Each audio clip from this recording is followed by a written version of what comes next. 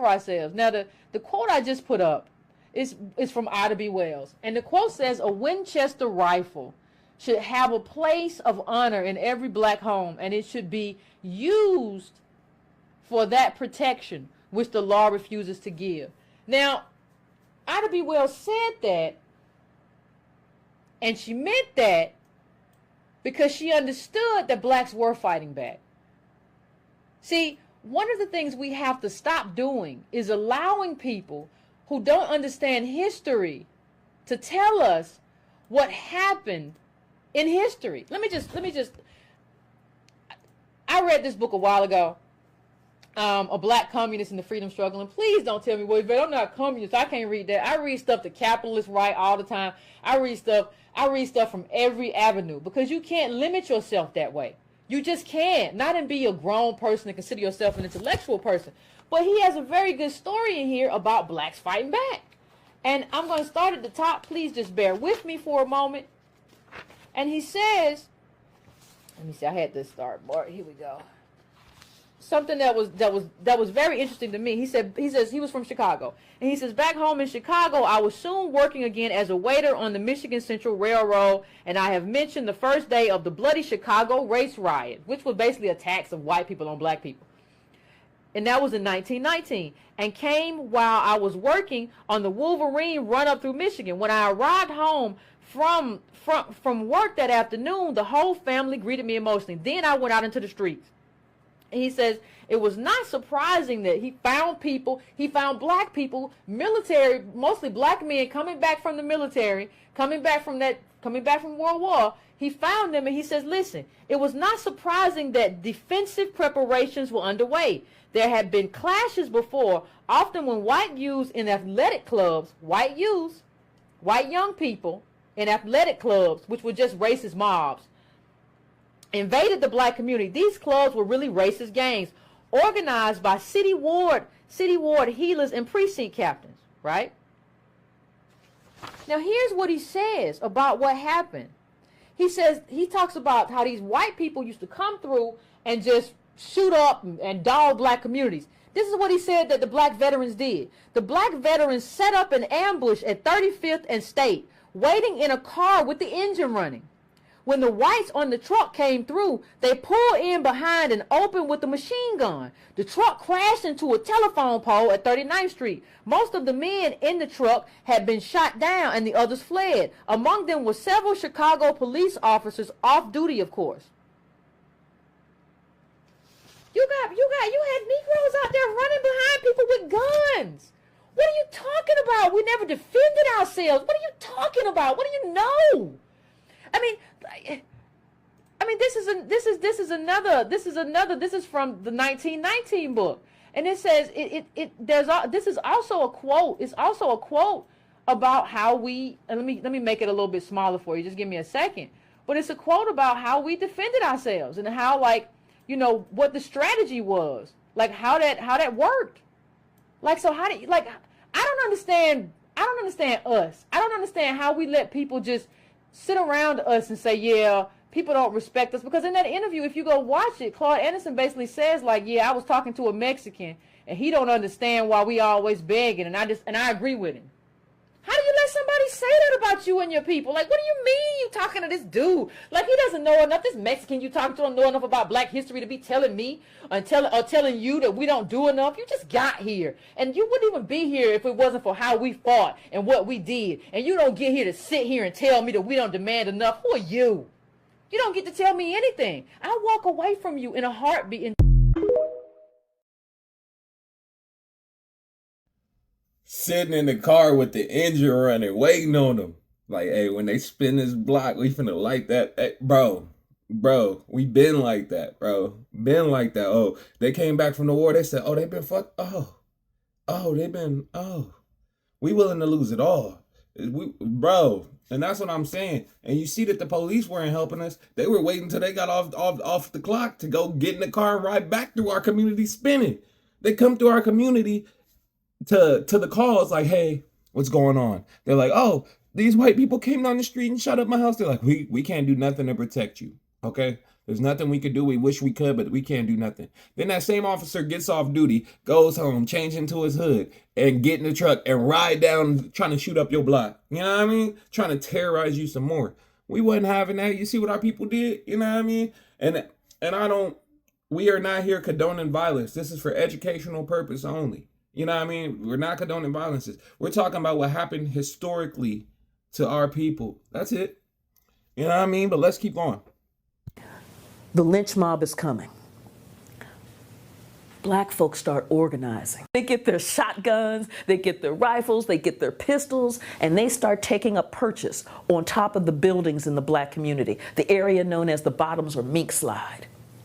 And so as whites start pouring in, and there was one guy, he was just going to burn down the black businesses. So it reminds you of Tulsa, going to burn down the black businesses. And he comes in there with his buddies and a can of gasoline, and he starts trying to zigzag and pour the gasoline. And all of a sudden, the black guys on top of the roof start shooting. Bam!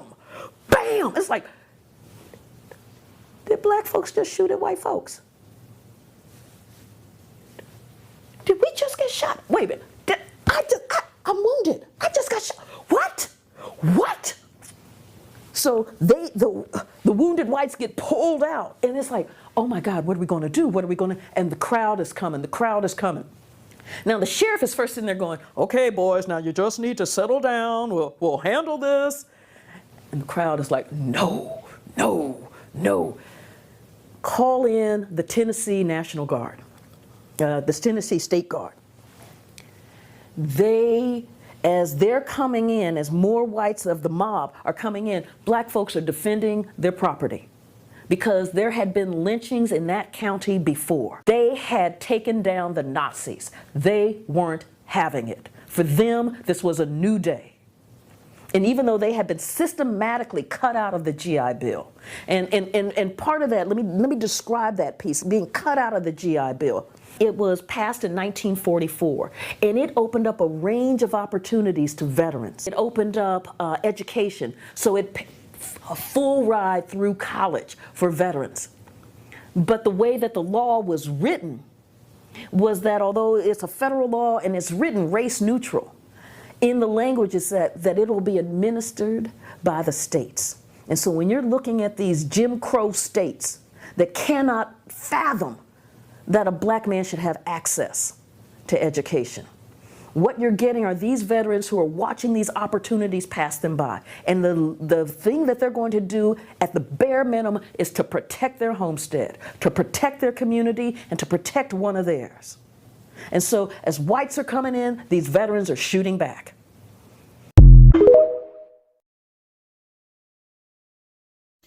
And I just want to say, we like to pretend like or act like, or not even pretend or act, but sometimes when history time, when you're reading about it, it seems so long ago, you know what I mean? But I just want to put this in perspective. My dad was born in 1950. No, 1960. Yeah, like 1960. Which means my grandpa, he did fight in World War II. My grandpa was in World War II.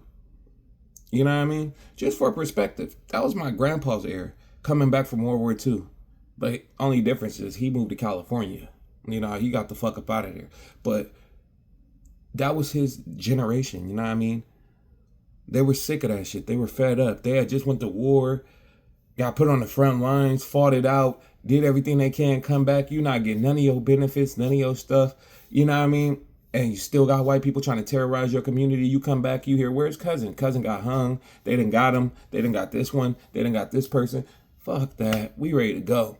You know what I mean? And we trained, fully trained. Bro, that's what I'm saying. Like, so let's not look at it like it was so long ago. This just happened. This literally just happened.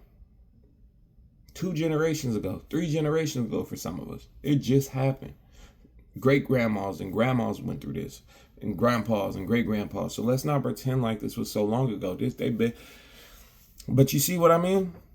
Bow. And what they do after they shot at them, called the National Guard in. Because that's how they deal with us. When they know they ain't finna be able to deal with us, they call them Army in. bomb our whole town and shit like that. You know what I mean? Because we ain't fucking around. And that's how I go. Like, and that's why black people, I feel like we're less likely to fight back, because you know it's gonna escalate. And no matter what, you're the one going to go to prison for it. I don't care if they were the ones, the aggressors, the major aggressors in it. I don't care if the sheriff watched them be aggressors. You're going to jail. You know what I mean? For fighting back, for self-defense. You know what I mean? But let us be trying to terrorize them. You're going to jail for terrorizing them. You're getting hung immediately. You know what I mean? So the playing field wasn't even. That's why fighting back wasn't as viable. It's like, you damned if you do, you damned if you don't. You know what I mean? But let's keep going. In a small town in South Louisiana, and a mob of 200 nearby are waiting to attack a black family and 2 white activists that are staying with this black family. Exactly what happens to the activists and the black family and their children? My name is EJ. I'm talking about some history I don't talk nearly enough about, so let's get into it. The year is 1965, February 1965, in Bogalusa, Louisiana. And the house behind me is the home of Robert Hicks and his wife and his family. And with that being said, they were housing 2 white core activists that were in town at the house. And one night they get a knock on the door from the sheriff letting them know that a mob of nearly 200 are nearby, and they're extremely mad and upset because of the 2 white activists that are staying with them at this house. And essentially they want them to kick the activists out of the home. With this being said, the 2 white core activists wanted to know if they had to leave, but Robert Hicks and his wife made it clear that they could stay in their home because they knew that if they were to be sent out of their home, that what happened just earlier in Philadelphia, Mississippi, where 3 activists were killed, could potentially be the fate of these 2 individuals as well. After the news that the sheriffs explained to them that there was a mob nearby, and I also should mention the sheriffs let it be known that they would not protect the Hicks home from the mob, things quickly went into motion. Soon there was a car that showed up to the house that helped escort the Hicks children from the back of the house away from the property, and calls quickly were made, and black men around town dropped what they were doing and showed up to the Hicks house armed. And they showed up armed, and they placed themselves on top of the house, around the house, in trees to ensure protection of the home and the family, as well as the activists inside of the house. And what is interesting is that the sheriff watched as all this was taking place, and well, the mob of 200 never actually attacked the Hicks property. In fact, eventually a Deacons for Defense chapter would be opened in this town, which essentially was an organization that was protecting the rights of African Americans deep during the days of civil rights movement in the Jim Crow South. And with this being said, the home was protected from 1965 to 1969, literally around the clock.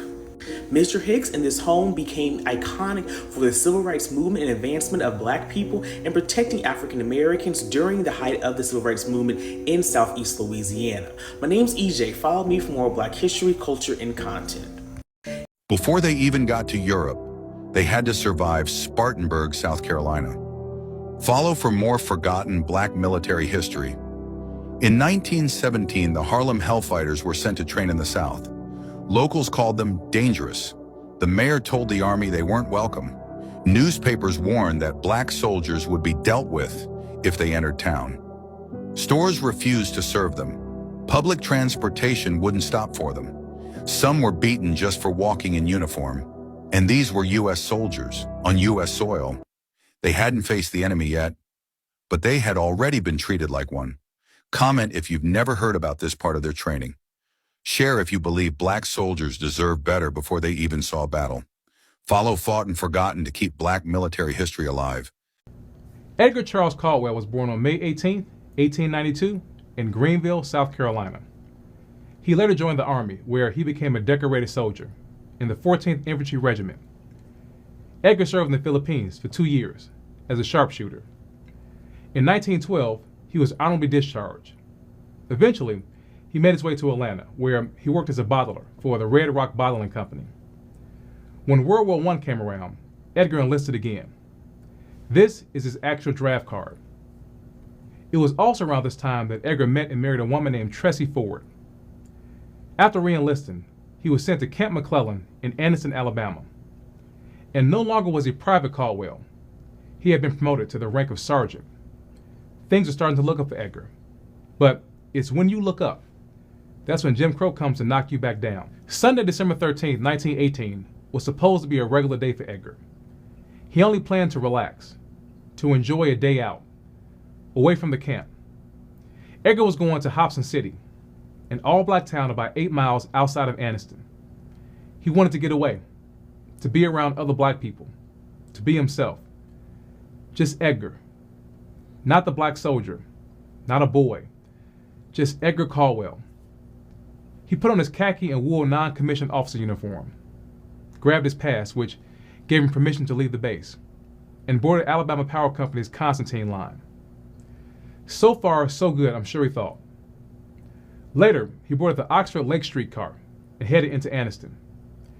But as soon as he got on that streetcar, Jim Crow was waiting. Edgar boarded, paid his fare, and sat down. But the conductor, a white man named Cecil Linton, took notice of him. He accused Edgar of not paying his fare, and he was furious that Edgar sat in the white section of the car. And that was it. That small act was about to lead to deadly consequences. Linton ordered Edgar off the streetcar, and when Edgar didn't move fast enough, Linton tried to throw him off, but Edgar resisted. He pushed Linton backward, slammed him to the glass divider, and shattered it, sending shards of glass flying onto passengers. That's when Linton called for help. The motorman, a man named Kelsey Morrison, he came rushing in. Together, the two white men punched Edgar in the face. They grabbed him, tried to rip him off the car. All three of them tumbled off the streetcar and onto the street. Edgar hit the ground, flat on his back. And now the two white men were standing over him, beating him and kicking him. But the beating wasn't enough.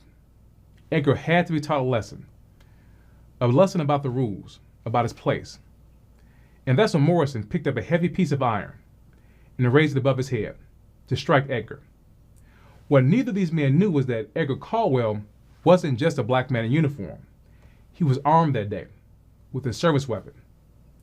Still on the ground, Edgar pulled out his pistol and fired twice. The first round struck Linton in the chin and traveled up into the top of his head. The second round hit Morrison, passing close to his heart and landed in his neck. When it was over, Cecil Linton was dead, and Kelsey Morrison was clinging to life. On the day of the trial, a large group of black people showed up to support Edgar. They filled every seat in the courtroom, lined every wall, until it was packed from front to back. And that's when Judge Hugh Merrill cleared the courtroom, because black support, even quiet and seated, was a threat to the system. Attorneys Klein and Allen got to work immediately. Their first move was a motion to dismiss the case. They argued that the grand jury which indicted Edgar was unlawful, that they had already been discharged the term before, and the new grand jury should have been convened. But that argument went nowhere. Judge Merrill denied the motion. The trial would proceed. The prosecution went to work building their narrative. They painted Edgar as an aggressor, leaning heavily into the most dangerous Jim Crow era tropes. He was cast as both a wild, violent savage and, at the same time, a trained and calculated man. This was no accident. It was intentional. This wasn't just about depicting Edgar as dangerous. It was about sending a message about all black soldiers returning from war, men who had been trained to fight, who had seen the world, who now carried with themselves dignity and pride. And that made them a threat, because in their mind, this crazed beast had now been taught to take life and handed the tools to do it. The prosecution's case against Edgar was about more than one man on one streetcar. It was about control. They wanted to make an example of Edgar to say, this is what happens when you let them loose. This is what happens when black men are trained and armed and stop accepting their place. This wasn't just a trial. It was a performance. It was a warning. And Edgar Caldwell was the one they chose to put on display. The defense put forward an interesting theory. Now, I've told you what happened, that Edgar acted in self-defense, that he was attacked, beaten, and did what any soldier trained to survive would do. But that's not the strategy his attorneys used at trial, and there's a reason for that. Because portraying Edgar as a black man who defended himself, who pulled a weapon and fired back at two white men, might have incited the jury just as much as saying that he intended to take a white man's life. This courtroom was not neutral ground, and everyone knew it. So attorneys Allen and Klein made a calculated decision. They carefully pushed back on the prosecution's version of events, pointing out contradictions, challenging claims, raising doubt. Then they went further. They argued that someone else had fired those fatal shots. Yes, they said Edgar did fight both men. Yes, there was a struggle. But no, he did not pull the trigger. He didn't take Linton's life. That was the story they gave the jury. And Edgar, he didn't testify. He had a Fifth Amendment right not to. And honestly, that was the best decision that they could have made for him. Because putting Edgar on the stand in front of that jury, a black serviceman standing up for himself, that would not have helped him. It would only give the jury a chance to harden their prejudices, to see defiance instead of defense, to see a threat instead of a man. And in the Jim Crow courtroom, that could be the difference between a sliver of hope and no chance at all. After hearing all the evidence, the case went to the all-white jury. They deliberated for only 2 hours before convicting Edgar Caldwell.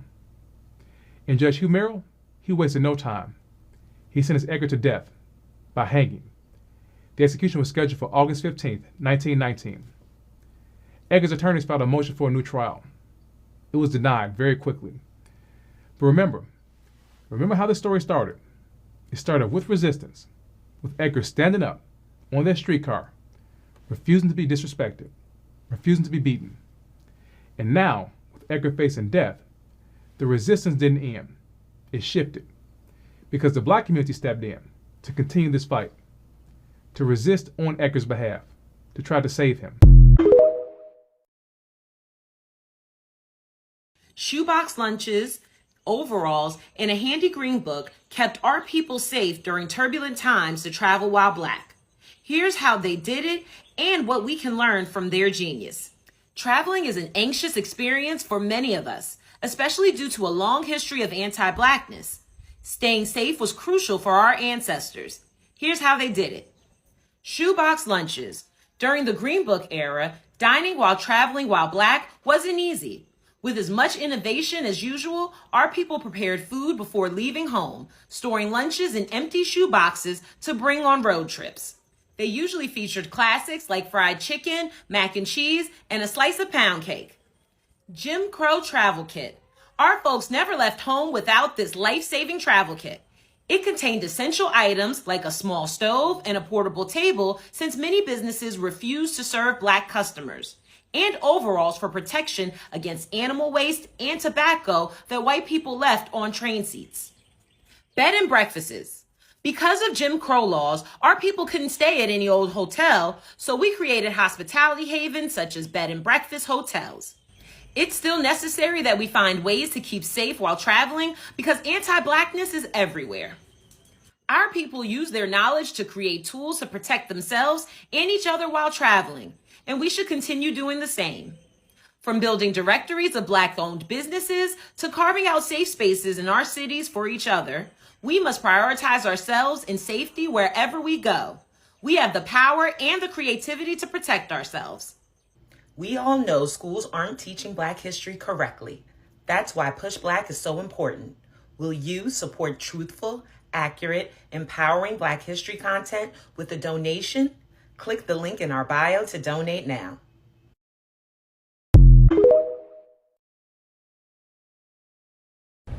Did you know that the NAACP was founded in response to a race riot that broke out in 1908 in Springfield, Illinois, the capital city and the hometown of President Abraham Lincoln?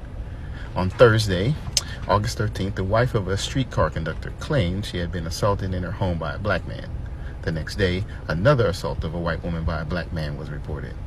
The Springfield police arrested a black vagrant, Joe James, for one of the assaults, and George Richardson, a local factory worker, for the second assault.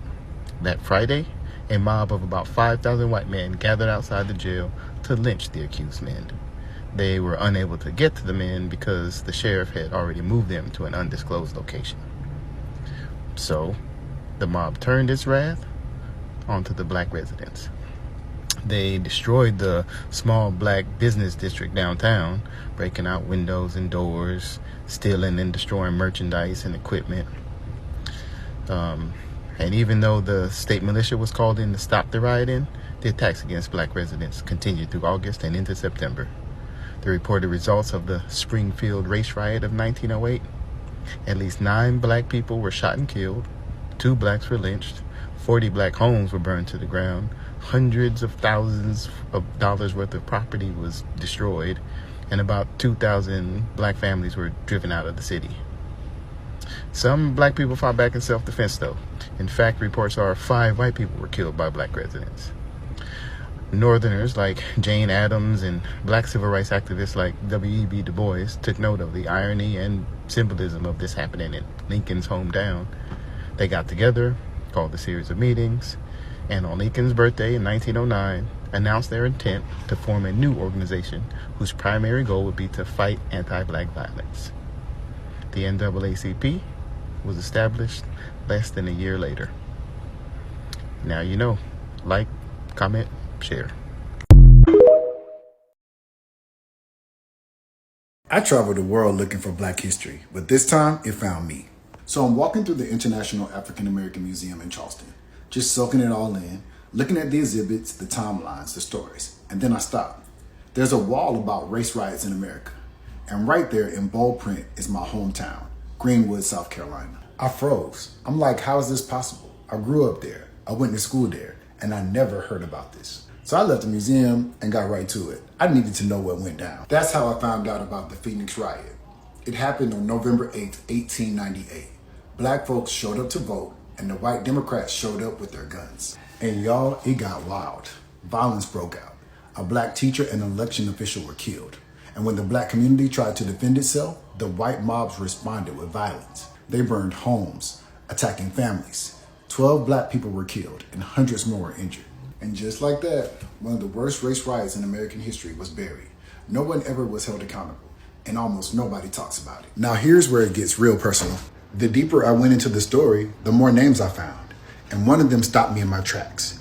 Essex Harrison, my great-great-grandfather. Turns out he was shot and killed during the riots. His name is even sketched on monuments across the country. And my mama didn't even know. I've been to South Africa, Colombia, even Europe chasing black history. But this story, this was in my own backyard, my bloodline. It reminded me of how much of our history was taken from us and how easily we grow up not knowing the power in our own lineage. This is why travel matters. Travel can lead you back to yourself. So before your next trip, learn something about where you're from. Ask questions, dig deep, because the most powerful stories you'll ever find might be with your own name in it. Be sure to follow me here and subscribe to the Black Traveler's Bucket List on YouTube for more stories like this. I hope that was a good video, y'all. I hope y'all appreciated that video like I appreciated that video, because I appreciate hearing the stories that are untold of our ancestors. The stories of how they were fighting back to get our freedom. The stories of the fights that got us here today. You know what I mean? Because those fights play pivotal roles in the civil rights movement and in all the movements that come today. Black Panther movement. Those fights and that fighting spirit is still in us today. You know what I mean? A lot of us just fight against each other, and that's the problem. You know what I mean? We so caught up fighting against each other, it's an issue. But I don't know. But I hope you guys like that video. I hope you appreciate it like I did. It's been your boy Hendo. Like, comment, subscribe, hype this video up. We out.